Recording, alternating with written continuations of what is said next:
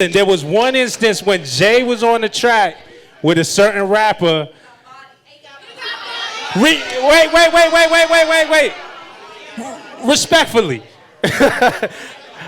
This verse was a turning moment. I just want to revisit this for a second. Can we revisit this verse? You know where we're going with it. With a bad bitch that came from Sri Lanka. Yeah, I'm in that tanga, color of Willy Wonka. You could be the king, but watch the queen come. Okay, first things first, I'll eat your brain. Then I'ma go teeth and fang. Oh. Okay. What? I ain't noticed cause my money ain't. You know they gonna do this all night, right? Yep.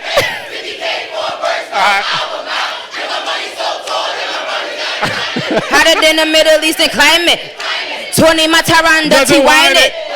Nikki, you want them titties when I sign it. All right, okay, you guys.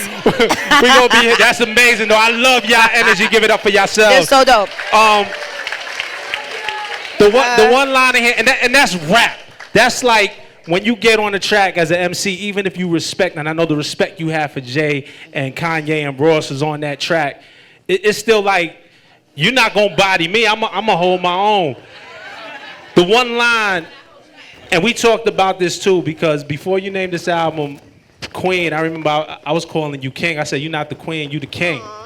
Because a lot of times, and Queen is a dope title, and you are the Queen, but sometimes we got to stop this stigma where the woman MC is number two. Thank you. You know, it's certain shit. It's about your wordplay. It's about your bars. And there's certain fields of sports where man and woman, like, I think Serena's the best tennis player on earth. I think you can put her on any. Absolutely. You know what I'm saying? You can put her up against any man and they getting bodied. And you know, you could be the king, but watch the queen conquer. Can you please talk about that and what was going through your mind? Wait, I don't know. I mean, that was a long time ago, but I'm trying to think. Oh, I know. At that time,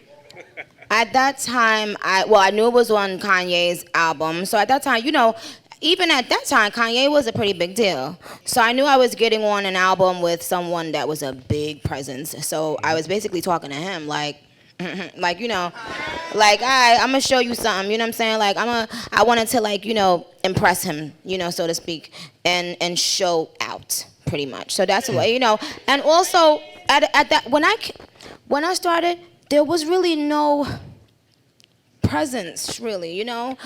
Of course, there are so many women who opened the door for me, but there was a drought. When I came, like, it was a long drought for a long time. So it was just like, you know, the rebirth, really. And I think that song and that was a moment in time. I've never seen anything like that happen. Yeah. I remember Kanye called me and he said, I know this is good. I know niggas is gonna say this is the best verse of my album. I'm taking a chance by putting this shit on here, man. You know what I'm saying? And you know, Kanye is so, like, dramatic. He's so colorful the way he talks. And I was like, in my head, I was dying. Like, inside, I was dying because I was like, please don't let this man not put this song on there. Jesus! I was praying. Like, I really prayed to Jesus.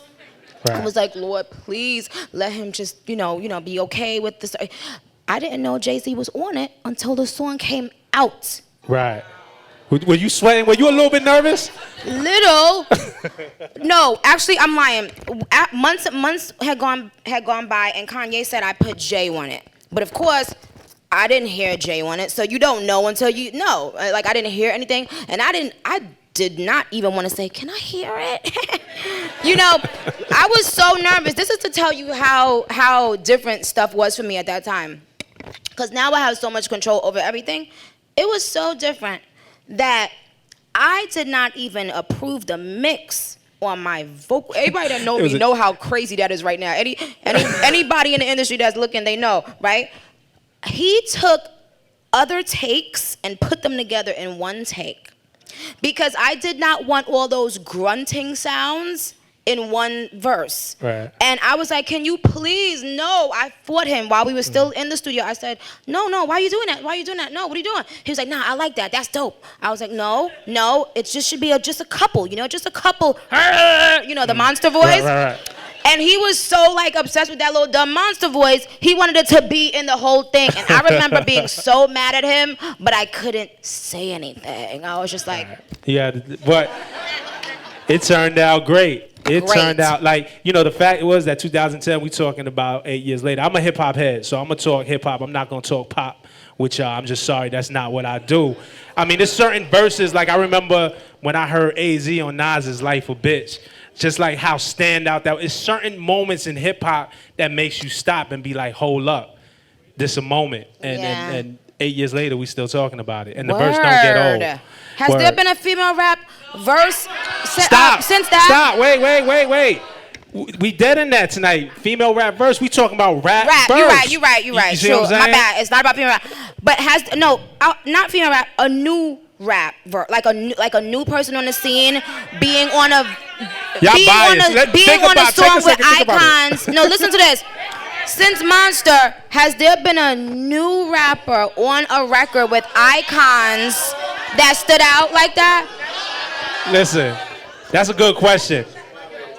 I can't think of one. I'm gonna get back to you because I want to think about it. I'm gonna do the due diligence. Yeah, I think we should. Because we having hip hop discussions. Yeah.